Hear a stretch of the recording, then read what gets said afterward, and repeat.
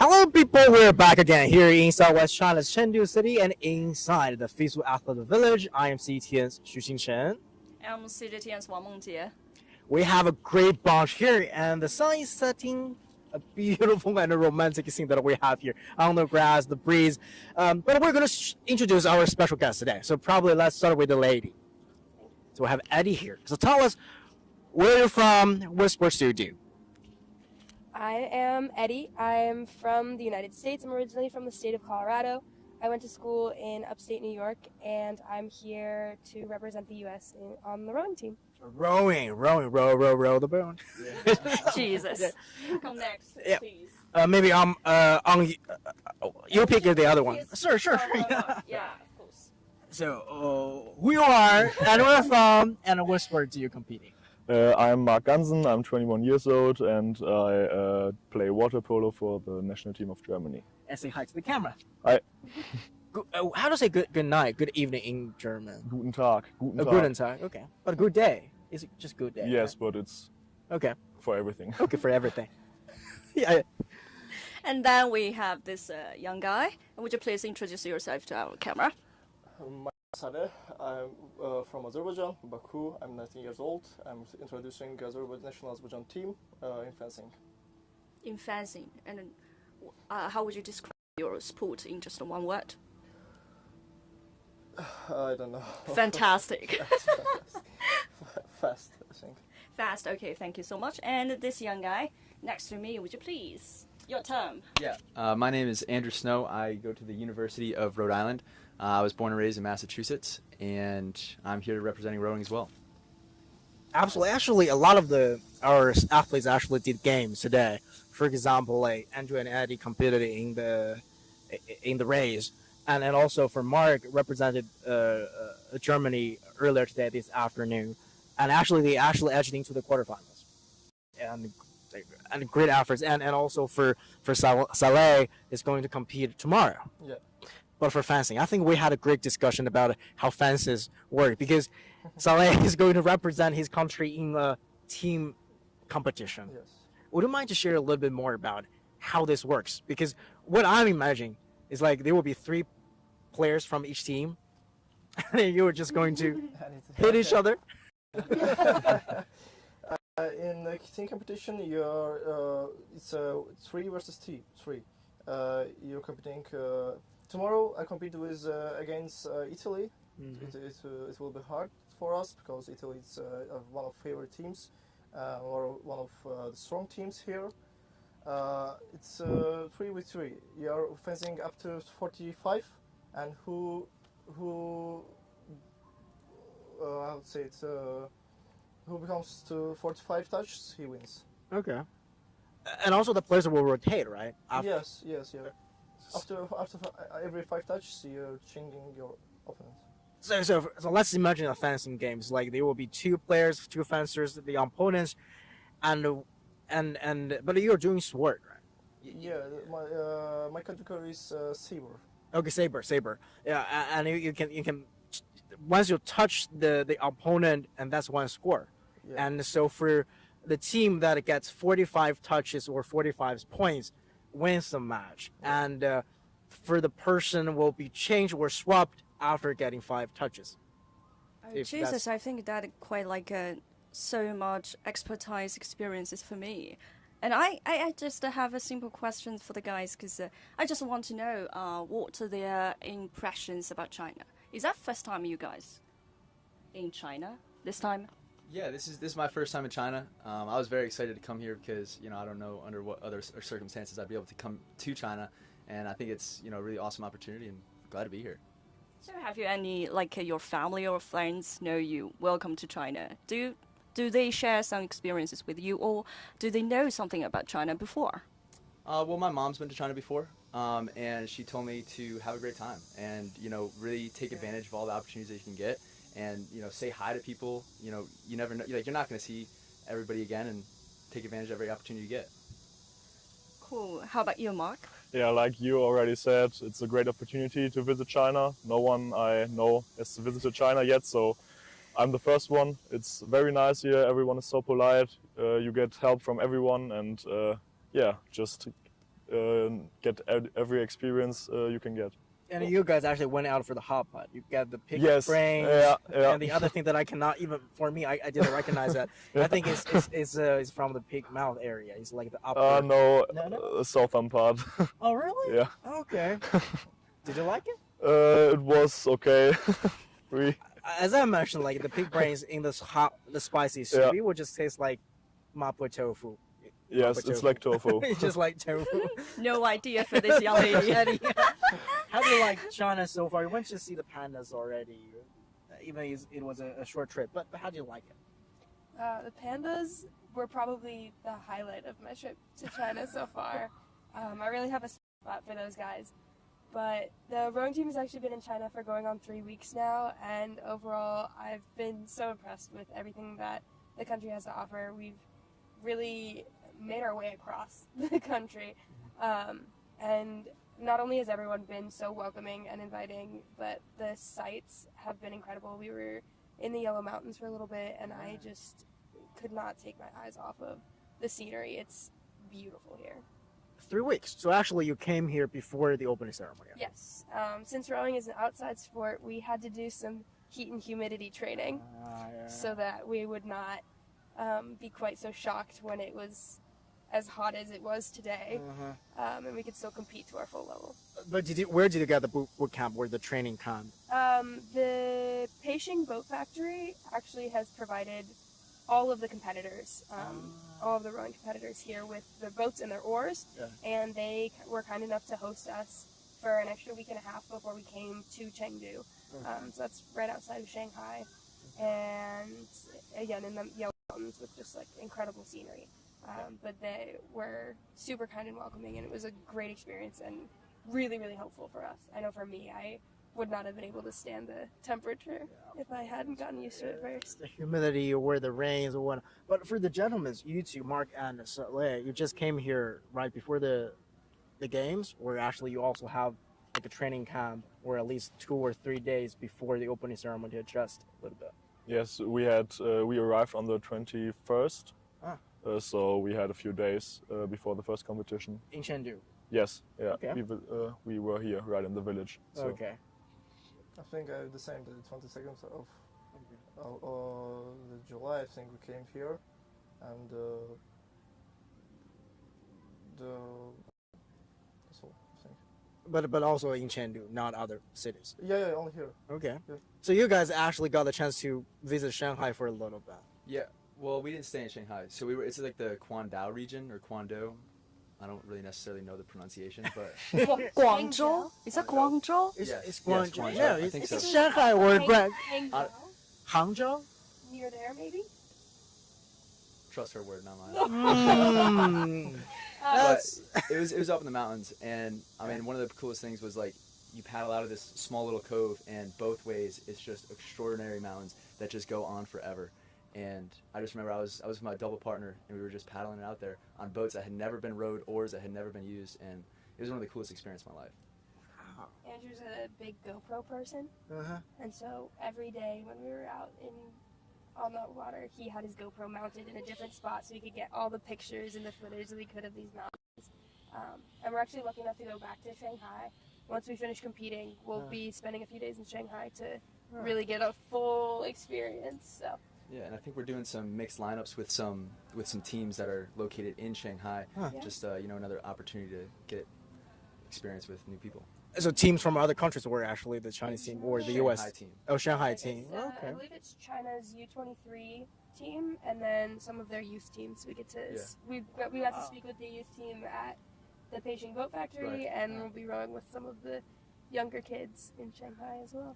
Okay. We kind of did like a little information swap, so like we talked about like our experiences as rowers and theirs as well.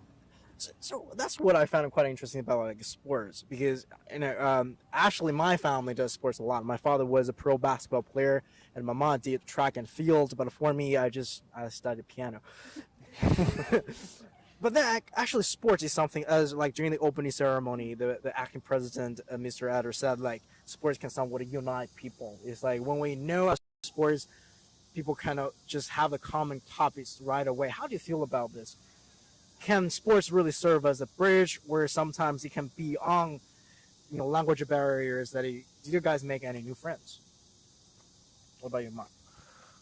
Yeah, I think it's totally true. It's a barrier for everyone here, and even in our hometown. So we get in touch with every other sportsman or sportswoman, and and yeah, it's like we have the first topic, it's sports, and then what do you do? What do you do? And it's very easy, even if someone doesn't speak that good English or something else. It's very easy to understand everything because we are in this sports theme, and so it's very nice to communicate with everyone and get in touch with everyone.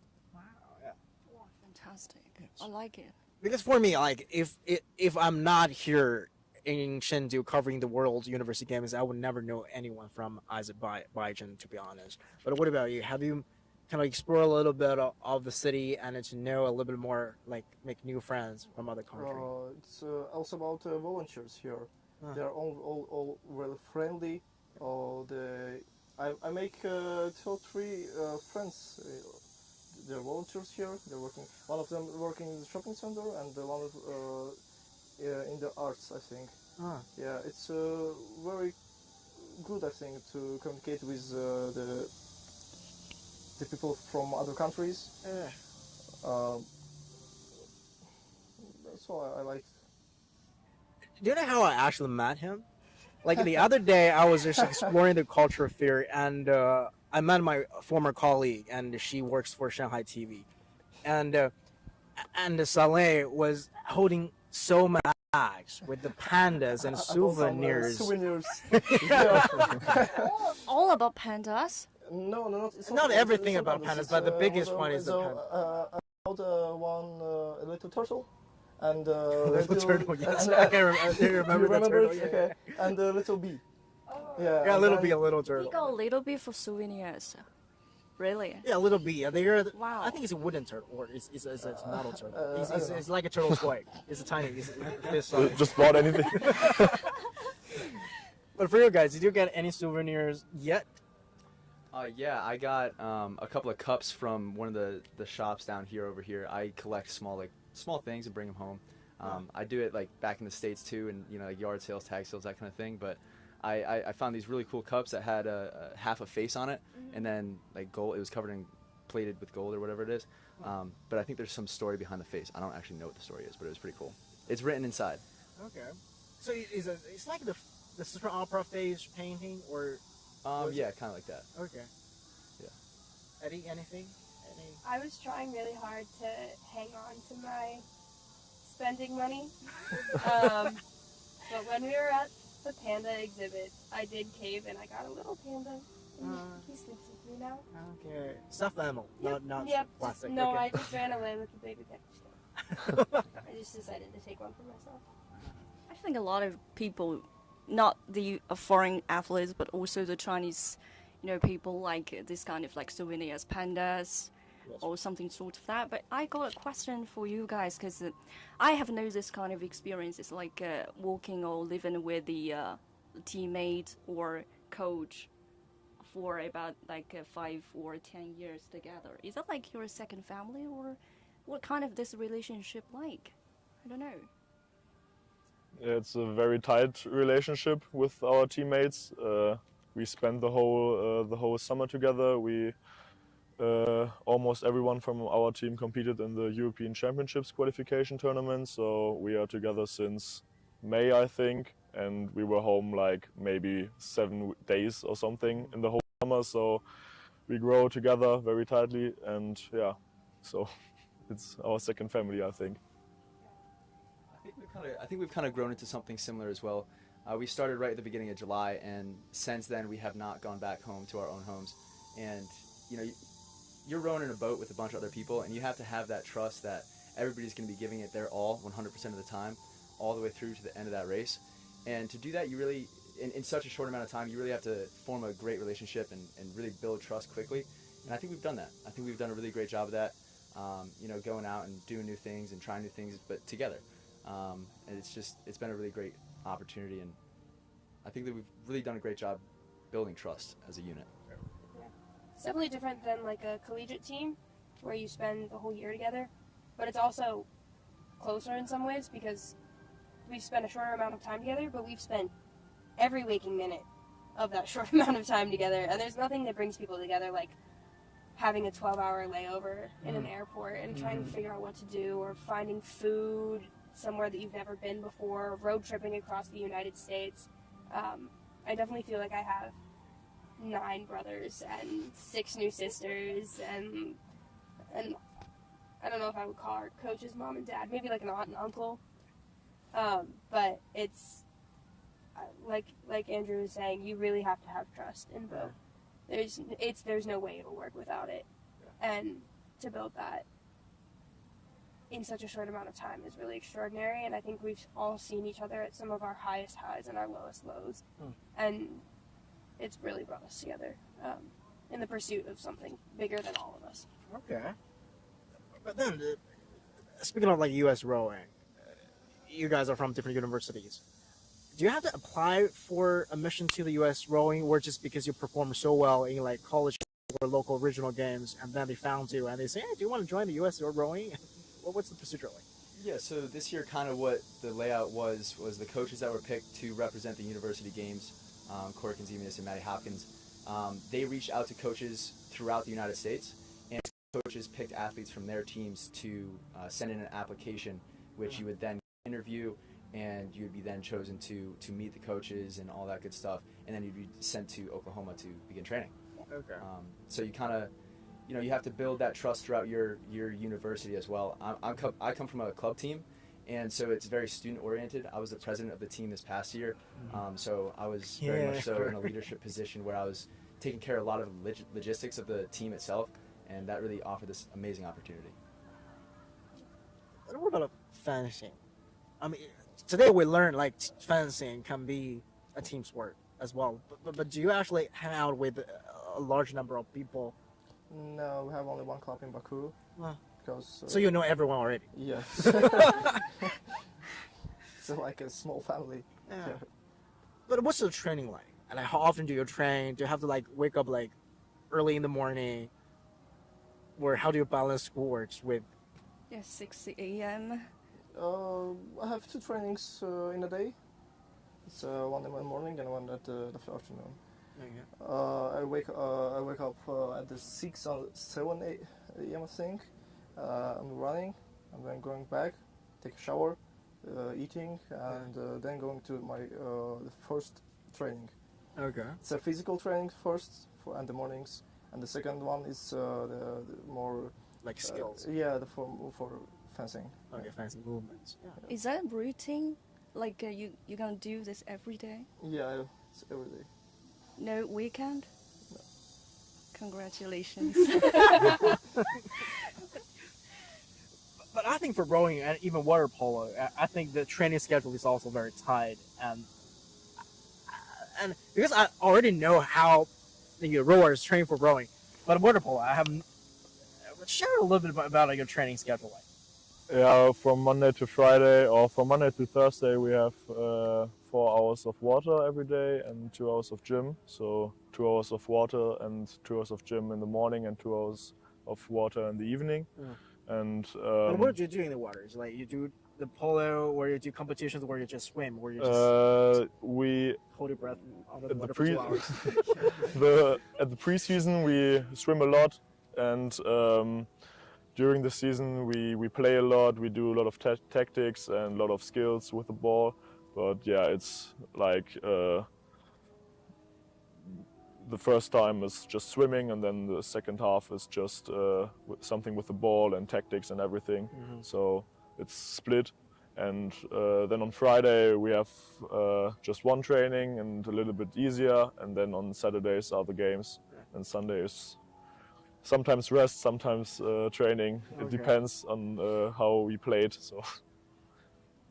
Because we were actually just chatting before the live stream that you can hold your breath under the water for 2 minutes. Yeah. Is that above average, or no, that's it's just a requirement? Completely average. Really? Yeah. 2 minutes under the water?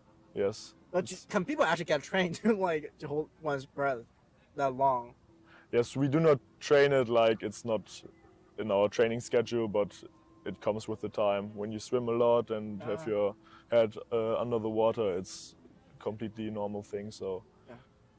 But it's not a everyone's used to it. requirement. No, no. Okay. If I cannot hold my breath for 2 minutes, but I can still play water polo. Yeah, but it's I might if you be can't. drowned. You don't need to play underwater, you know. Why do you need this kind of practice? I mean, If I want to try water polo, so I need to be in the water.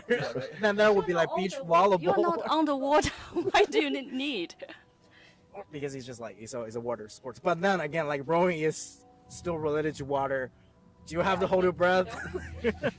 You've never seen me swim, and I hope you never do. You can swim? No, I cannot swim.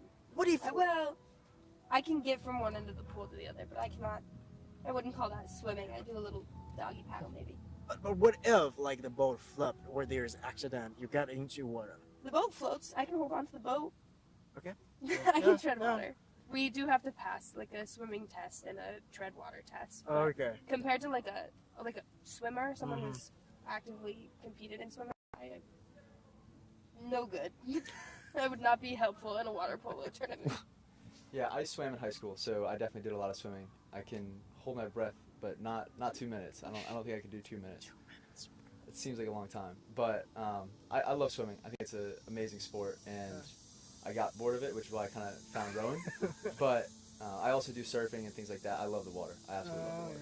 We do a lot of cross training, Okay. so we'll end up swimming and running and erging. And Biking. rowing's a hard sport to do on your own, so we end up doing a lot of other things to try and keep up that fitness level along with the actual on-water time. Rowing. Or the things like I found rowing is very interesting because I don't watch rowing that often. I know there is a rowing race, but the thing that I got interested is just because the rowing machine in the gym is one of the best exercise, or allegedly from the internet is one of the best cardio or cardio plus physical training that people can get. Yes. It's also one of the most painful. Yeah. You learn to dislike it very quickly once you become a rower. Really? So as I train in New England, we have a very cold, not a very cold winter, but we definitely have a cold winter. So we won't spend the winter on the water. And because of that, we have to do training indoors and on the erg. And it can get very repetitive. Oh, yeah. The You know what I rowing mean? machine, or the erg, is rowing's actually a leg dominant sport. A lot of people think it's arms, but it's mostly legs. And after about 2 hours sitting on the erg, just going back and forth and back and forth and back and forth and back and forth in the same spot, you get pretty tired of it. And I also trained where it gets cold and the water freezes, so we'll spend 4 or 5 months on the ergs, just on the ergs, doing all sorts of crazy stuff to try and keep up. And if you're curious to learn more about rowing, it's kind of fun just to like hop on and give it a try. It's a lot harder than you'd like imagine. Like you'll be out of breath pretty quick. Do But be careful of your back. Yeah. Please protect your back. Yeah. I mean, Not a lot of people know how to row Right. properly. I've been going like canoeing, but it's definitely quite different from like rowing. much Actually, so. it's not. It's really the leg workout. Canoeing is just It's arms. yes. Rowing, you have a seat that slides, Yes. and your feet are attached to the boat. So you push with your feet, and then you pull with your hamstrings, Yeah. and you push with your feet, and you pull with your Yeah. hamstrings. So Have you guys watched like House of Cards? No. That sounds familiar, but I actually It's a drama, but anyway, it's probably too. I mean, you guys too young to watch that anyway. Jesus Because Christ. I mean, one of the characters like trying to be the president in the drama is like he made water rowing, like a rowing machine, popular to mainstream media because he was rowing every night and during the episodes. But anyway, it's a great form of cardio. So what's the most hardest part in your sports when you practicing? It's the fencing tactics, because I wear a mask, because it's hard to breathe in mask. Yeah. but how can you see? You see See from the mask. mask. See from the But mask. it's Is like there it's space? protected also. I mean, it's like a mesh shield in front Well, of you. you can see. You can see. They have, Wear some- your glasses? I will. Yeah. Of Oh, course. okay, cool. You just see from all the little holes. I mean, Yes. So why do you love this kind of sport? Because of my family. My family was. why, fighters. why are you here so sad? Because of my family, I don't want to do it. No, actually, my uncle was the 2 times Olympic champion. Wow. Yeah. That's why I chose this sport. So you do love it. Yeah. Okay. And he has a great photographer, to be honest.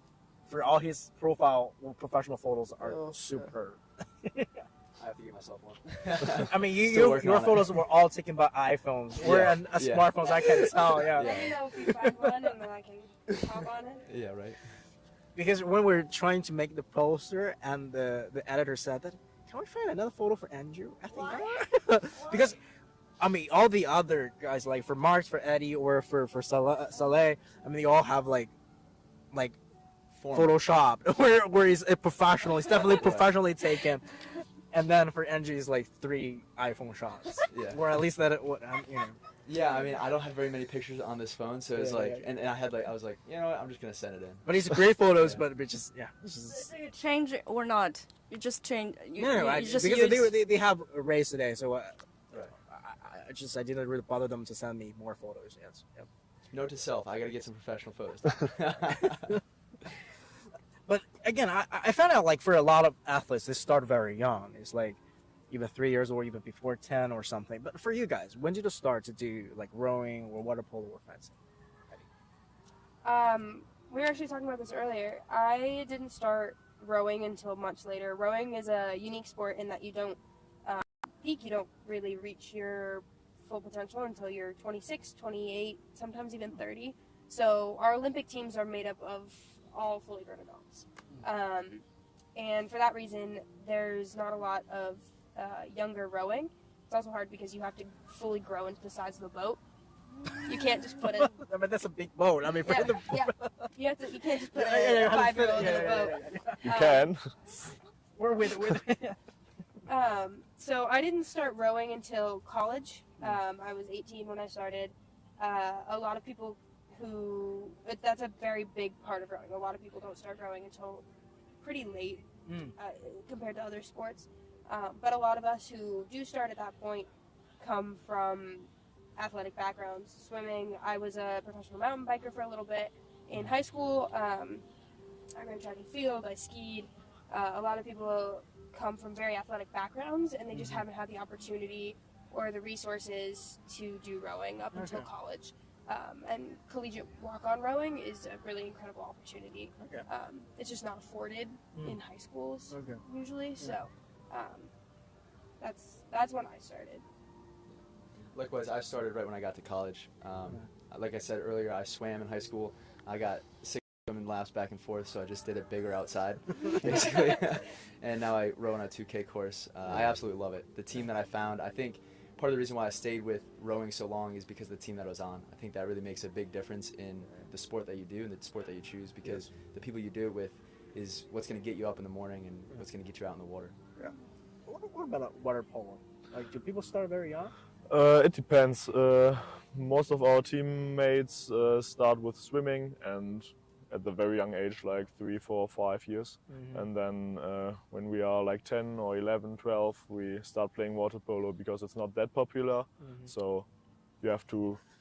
Water polo in your country is not so popular. No, it's popular in the eastern part of Europe, like Croatia, Montenegro, or Serbia, or something like this. But in Germany, it's not that popular. So yeah, most of us swam. Because it's colder there. People just don't want to spend too much time in the water. I don't know. It sounds like a new sport. It's just unpopular. I don't know the backgrounds, but yeah. Most of the time, people just want to go swim, and they don't know what water polo really is. So. But why did you choose to do water polo? Because I swam, and then the water polo team trained after my swim trainings, and I saw them, and I thought it is a very nice sport when I was young, and I just did it, and then yeah. It started like around 10 years old, right? Yes, 10 or 11. Okay, that's still like 11's.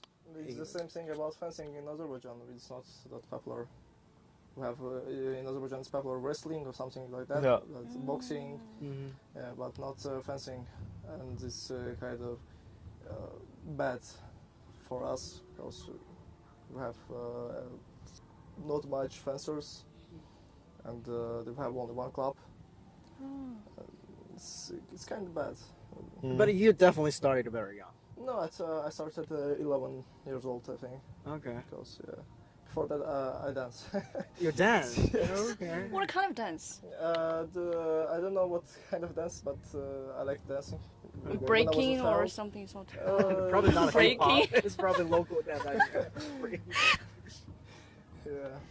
I feel like that'd probably translate pretty well in fencing because you got to be like on your Yeah, toes. yeah, You got to yeah. be like very agile and kind of Yes. bouncing around the field. I don't really know, but that's cool. And I think it's cool because less people play this kind of sport, but you do, and you can do it well. How cool it is, right? And actually, fencing, or at least what I didn't know much fencing. I know about fencing, but I didn't really kind of look into fencers or like follow up on fencers that well. But what I learned during the past few days, actually, fencers from Azerbaijan are very competitive, at least because you are doing great actually during the university games. But then it's a smaller sports in your country, but still. I mean, why is that? It's like just people have the gene or genetic advantage to do fencing, because I think for Chinese fencers, sometimes they don't. We don't have a really strong fencing teams compared to ping pong balls or volleyballs. No, the Chinese fencing team is not that strong, but it's strong. It's not. In Azerbaijan, the most of Azerbaijani people, they want to give their child to boxing or something like this, and that's why for them the fencing is not sport. Yeah, it's like that. It's dancing. Yeah, it's like a dancing. Yeah, it's like a dancing. That's why. Rowing's not popular all across the U.S. either. Like Colorado, where I come from, has one, maybe two teams. So I didn't really know a lot about rowing until I went to the East Coast. You really have to hit one of the coasts because Colorado doesn't have a lot of water, so there's not a lot of rowing, and I didn't know a lot about it. So I guess we all kind of picked not so popular sports. Or I don't know. Or it's just like earlier today, I was rating the difference between Olympics and the World Games. It's like because all the games, not including the Olympics, will actually go to World. Actually, World Games is going to come to Chengdu in 2025. Like FISU is going to your hometown in 2025. And you were talking about mountain biking. I think actually mountain biking is including the World Games. But it's not really popularity, I think. It's just sports is about the spirits. Like you guys all are doing all kinds of sports. Like waking up like 6 o'clock in the morning. I cannot do it. Or I mean, I'm forced to wake up 6 o'clock in the morning to do my work to get paid so that I can feed myself.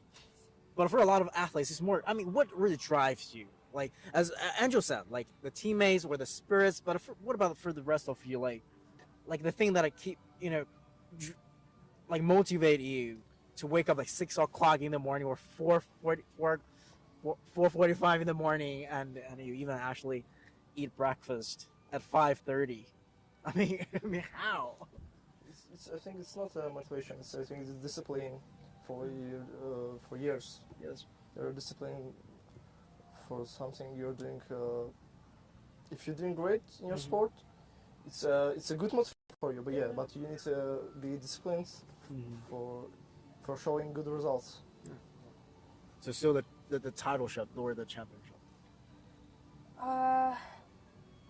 I mean, I have to agree with what he said about discipline. I also think that once you get a taste of what it's like to be an athlete, for one, I love race day, don't get me wrong. Like going out today on the course and competing and having that moment was great. But when I look back on this experience, what I'll remember more is the hard work that we put in that week and a half at the Peishing boat factory.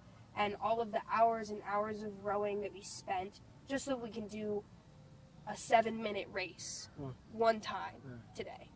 I personally love the hard work. I love sitting next to a girl and sweating and mentally cursing and being so just exhausted and knowing that there's someone next to you who's trying just as hard as you are. Rowing is a very unique sport because you need 8 or 4 or 2 people to work in perfect tandem together, and there's something really cool about putting in those hours and days and weeks and months of work in order to do something so short with people that you trust fully. It's the hard work. I've fallen in love with it. Okay. Impressive. Yeah, I think everything was said. It's the discipline. I don't know. I don't want to wake 6 a.m. in the morning too, but I have to, and it's the discipline. Then the hard work, of course. I love the hard work. I love keep pushing to my limits, and yeah, my big dream, or like we are here a very young team, so our dream is to compete at the 2028 Olympics. Yeah, and this is the dream we keep on looking for. Yeah. But sometimes I think, as you said before, that some of the athletes, they have the experience like from the Olympics or something sort of that. But for the fresh guys, is that more like pressure or unfair? How does that feel in? I think the pressure's on, no question about it. Yeah. I mean, you know, we're on an international stage. I think if you feel the pressure, then you're not doing something right. You know what I mean? It shows that you don't really care that much. I do have to say, like, I'm pretty short when it comes to rowing. As am I. Yeah, and you know, it's kind of cool. Like, you know, you always are going to be going out on the water against someone who's bigger than you, probably stronger than you, and if you go across that line before them, I mean, that is the best feeling in the world. So at the end of the day, it doesn't really matter what the other people have done.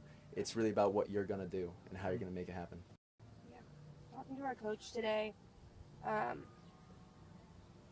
don't know, she kind of alluded to how it was different on the international stage and how it was okay if we felt worried and pressured, but when I got out there in my pair with my pair partner, I mean, locked in, it was like every other race because you know what you have to do. You've trained over and over and over to do this, and when you just let yourself do it, it's just like any other race, and you just give as much as you can. And I guess, I don't know about other sports, but for me, I feel like I got blinders on. Like, nothing else matters except for how my boat is doing and how fast I can get across that line. And so it doesn't matter if I'm racing next to another U.S. team at U.S. Nationals or next to Italy or next to Germany, I'm still gonna give 100%. So it's a weirdly familiar in a way. But for fencing, like, I mean, what keeps you? I forgot what was about talking. It's like, what? I know why, because the mosquitoes are working right now. Yeah. Just lost, you know. So that's why that I'm so smart, because I'm wearing a suit, longer sleeves, and mosquitoes in Chengdu are. This is another something. souvenirs, I think. And they are larger in size. Yes. Oh, really? Yeah. But again, besides your uncle, Olympic champion in fencing, but for you, what kind of kept you? I mean, you've been practicing for like almost 10 years already. Yeah, the 8 years almost. Yeah, it's about 10 years. For me, I want to become the world champion. Yeah, with my team. It's my goal. 4 years, I think. Okay. Good, but I'm still young. I think I have time to show myself.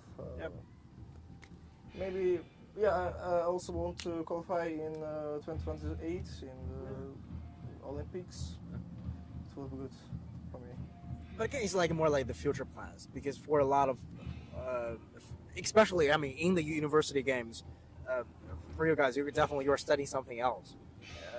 You're definitely professional athletes, but are you planning to go pro, like compete several Olympics, or just go around world tours to win World Cups or other similar international competitions, just competition after competition, or that you might, graduate, after your graduation, you might think, I want to be a economist.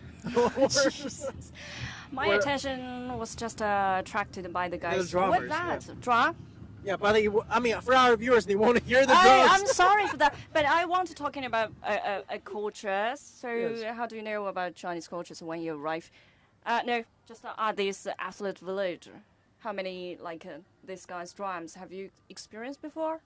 Well, I've never experienced it, obviously, before coming to China. But I know since being here, I've gone down the whole strip and tried all the cool things. So, like, I did the bamboo. You try all this? Oh, yeah.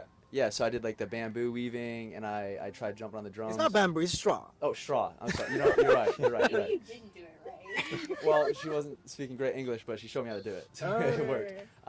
But but then like you like threw an arrow into a thing as well. Yeah, pot pitching. Pot pitching. Yeah. Pitch the pot with the arrow. I got lucky. I did end up making it in. I was the only one. You make it? I did. It was crazy. I'm not usually that good at things like that, but I made it.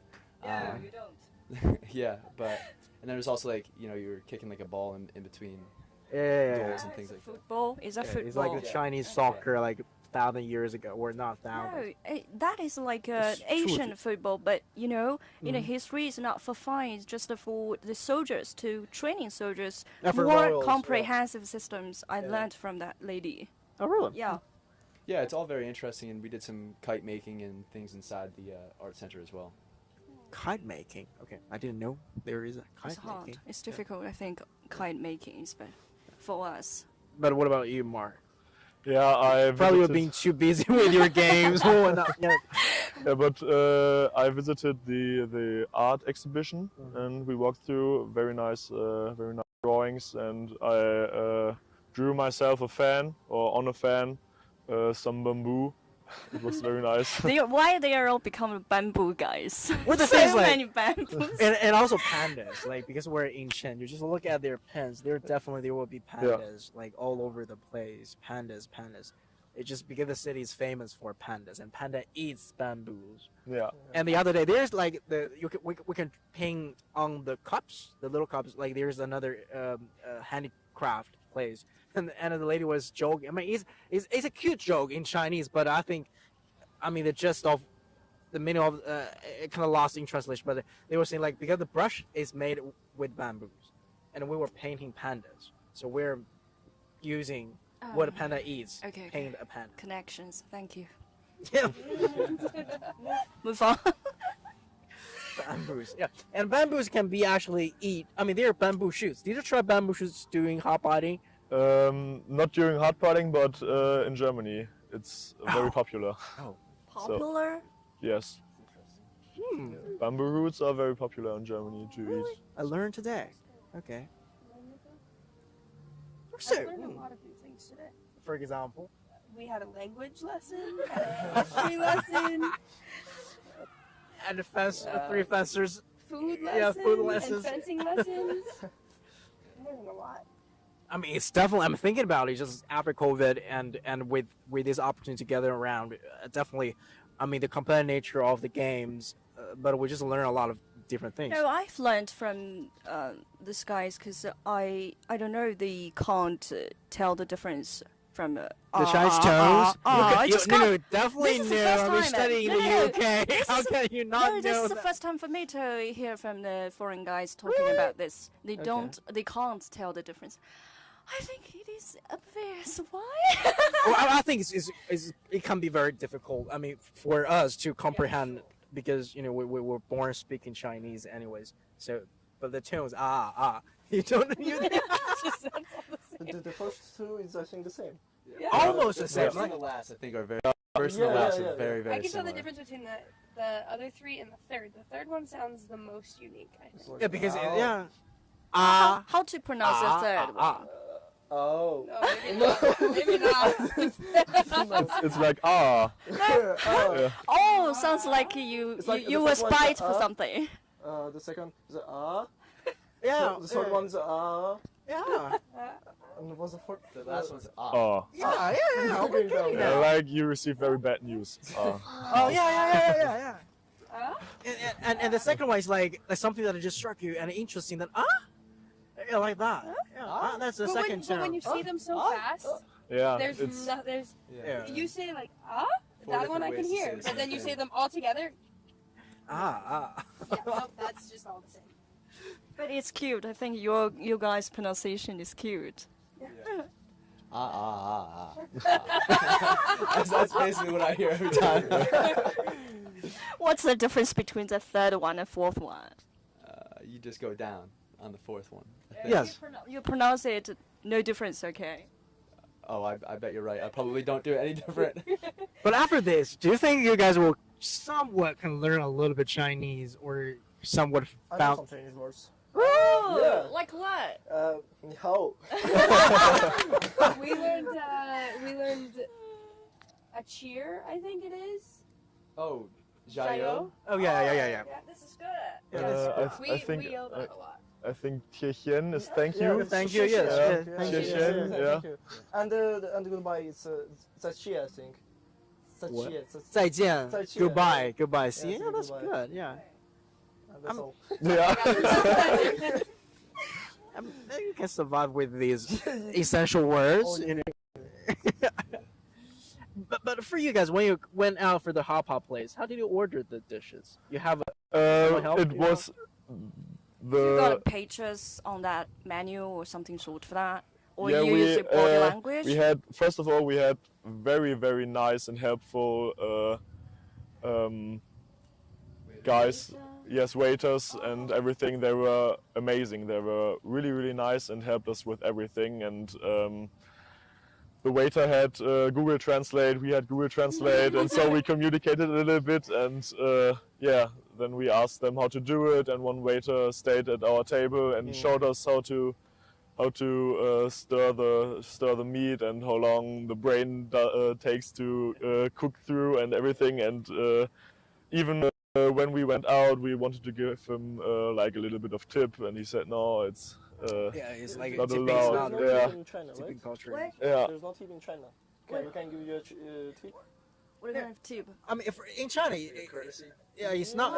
Yeah. We don't really have a tipping culture here in China, but as like for mobile apps started to be a little bit more, like for deliver foods or for like car hailing, when you actually pay it, they are going to ask if you want to pay a 5% tip, or 5% is low. Wow. or up to like 25%. It's a different, but in China, it's, I mean, in many Asian countries, people don't usually take tips actually. Because I visit like Sri Lanka, they don't take tips either. Whereas in the States, like if you don't tip, it's fairly frowned upon. Or Yeah. because Yeah. I experienced it.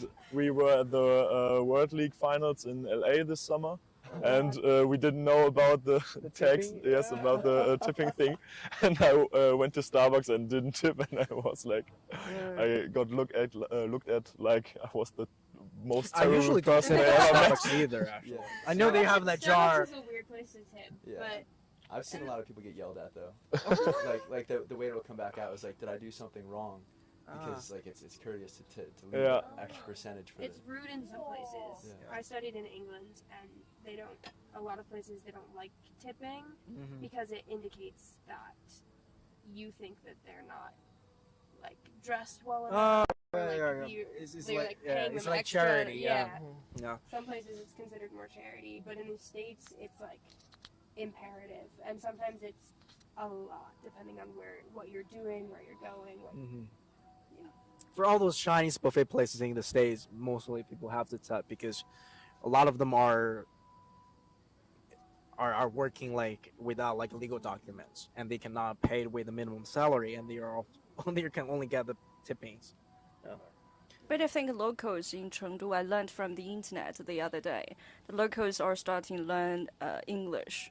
They have a kind of like a small book and telling them how to say like 你好 in English, especially for the restaurant owner and waiters, like he said. And It's I very also cute. learned for the restaurant, they start to like print out English translations on the menus, and some of them are doing not so well. But they use the local Yeah, language the Google dialect to Translator do, doesn't work that well too. it was very interesting to come to China and like, especially inside the village, that there's a lot of English translations to things. I don't necessarily know if they're all accurate. Like today it was like chicken with sauce, but it didn't have the with, so it was like chicken flavored sauce. And I was reading it, I was like, So it was the sauce or the chicken, or actually, I mean, what's so I'm sure that it was probably like garlic flavored sauce with chicken, but it was just labeled chicken Translation is a little sauce, Yeah, we had. Chicken. and it was a chicken wing. Tomatoes frequently get translated as eggplants into English. Tomato from Chinese goes into eggplant in English. Huh. Or pickles and cucumbers. We had Yeah, this yeah, potato rusty, and Yeah. it's just flour. Just Yeah, it's a little concerning if you have allergies, though. Yeah, 'cause absolutely You have no is. idea what Yeah. anything has. So sometimes technology. This is the or- first athlete village you guys live in, or have you tried other before? What's the difference? This is my first athlete village. yeah. Oh, fast. But when you were competing in LA, you just lived in a hotel? Yeah, we were at the normal hotel. Yeah. Oh, okay. So Mostly hotels. Okay. Yeah, Almost all hotels. most competitions were usually just like with our team itself, and like we'll go out, have like team dinners and things along those lines, but nothing, necessarily designed yeah. to bring us all together, which is what I think is amazing Yeah, about this. it's really unique here and it's very nice. But I think you're going to get a similar experience when the Olympics in 2028, or I hope so. the When you go. Yeah. or the FISU games in your Keep it hometown. humble. I've also heard rumors though that the Olympic Games aren't necessarily as conjoined as we are here. So No. it's like I've FISU heard puts a it's- lot of effort into getting other countries to know other people. Yeah. Which I think I've heard is, it's more tense, but Yeah. it's really become. It's so cool. Like, Yeah. I know you can kind of just become friends with people just by like being in close proximity to them. Like we were saying, we've made friends with the Argentinian scholar, and he's kind of part of our team now. Just because we sat near him one day on the bus, or like problem solving. Like the buses to our venues have seatbelt alarms, and so when the bus starts, all the seatbelt alarms go off, and so it's crossing like 7 different language barriers to try and get everyone to put their seatbelt on, and then the last seatbelt alarm stops, and everyone on the bus cheers. It doesn't matter. Like we've got Netherlands, Germany, Poland, us, China, Japan, Taipei. Like all of us are like, yeah, the seatbelts are like we're good. just for the piece, because each seat has its own alarm. Yes. Yeah. So you'll hear it going off in the front and the back, around you, side to side. It's crazy. It's like please, like I don't know how to speak. And it's to a long ride, so the like, you can get Iranian a nap scholar, in. but yeah. But speaking of seatbelts, I cannot, because I moved back to China back in 2015. But before that, in the States, definitely the drivers or the passenger has to have to wear the seatbelt, but not everyone, right? It's getting more common in the States that everyone does have to wear a seatbelt, or you will get ticketed by cameras or something like that. Or if you get pulled over, everyone does need to be wearing their seatbelt. Usually it's most common in like big vehicles. So buses don't usually have seatbelts, or like a big van. Yeah. Nah. Say back in high school, when I was driving around with people, like you didn't need to have a seatbelt on, but it very quickly became like a requirement, especially in Massachusetts. Like if you don't have your seatbelt on, you are liable to get a ticket. Also, as a driver, if you were to get into a car accident and somebody in your vehicle isn't wearing a seatbelt, you're liable for their life. So, as a driver who I commonly drive people, I want to make sure they're wearing their seatbelt. Definitely more of a requirement now than it used to be. And there's no speed limit in Germany. Yes, in some kind of roads there's no speed limit. Yeah. Oh, It's okay. easy. What? So how fast do you go? Depends on the car, I think. It's the fastest I went was like 270 kilometers per hour. 270. That would be But like it's not miles per hour, so Right, so it's a little bit 130 lower, but- miles Yeah. per hour. 130? 130 is that's basically how commercial cars can go. I mean, Right. the fastest how commercial cars can go, right? yeah. I don't think I've ever clocked above like 150 kilometers per hour. I feel Yeah, like but- that's my max. Yeah, but it's pretty common in Germany too. Yeah. That's awesome. I'm coming to Germany. We have a lot of tourists from the Netherlands or the surrounding parts of Germany to go walk to the autobahn and speed a little bit. So is there a lot of racing? Yeah, but you get fined if you race. So So you can actually drive there fast, but you cannot you cannot yes, race. you cannot race. Okay. That's interesting. I think we need to wrap up this session. It's a great session, but we're going for the hour mark actually. But it's very fun to hang out with you guys, and good luck with your races. And for Mark, you can probably explore the city a little bit more, and of course for the classifications that you're participating in. Yeah. Yeah, and our guys finally can say goodbye to the mosquitoes. Thank you so much. And any final words or wishes or hopes that you want to share with the viewers, or speak a little bit German to your family, your fans? Ja, jeder, der zuguckt, schöne Grüße aus China. What do you say? Everyone who's watching, greetings from China. Great, yes. I would love to say thank you for, to my parents and also to my. To the camera. Yeah, thank you to my parents and to my coach Tim Nesslerat and my girlfriend Brooke for always making this opportunity available, and this is really awesome. So just grateful to be here. Yeah, this is the Oscar ceremony. Yeah, this is extraordinary. Oscar ceremonies, like the final ceremony. Okay, our best and this is the actor award, the goes trophy. to. I don't say anything. What, just show off a little bit of your local town. Yeah. Okay. Buradan Azərbaycanı salamlar diləyirəm. Ya uğurlayaq baxırsa hər şey burada. Wow. Wow. Yeah, I understand. Don't get it. Yeah. I heard Azerbaijan. And what would that mean? I say hello to Azerbaijan Yeah. and watch the CGTN. Yeah. Oh, thank you so much. Thank you so much. Free promo. Eddie. Hello from China, or good night from China, I suppose. And thank you to everyone for having us and for hosting us for such an incredible experience. This is definitely something that's going to be unmatched in my lifetime. So, highly recommend to anyone and everyone who's willing to do it. I love it. Pandas. Yeah. Yeah, love Thanks for watching. Yeah, thanks for watching. And we're going to continue our coverage here in Chengdu for the World University Games. Signing off. See ya. Yeah. Bye bye. Bye bye, mosquitoes.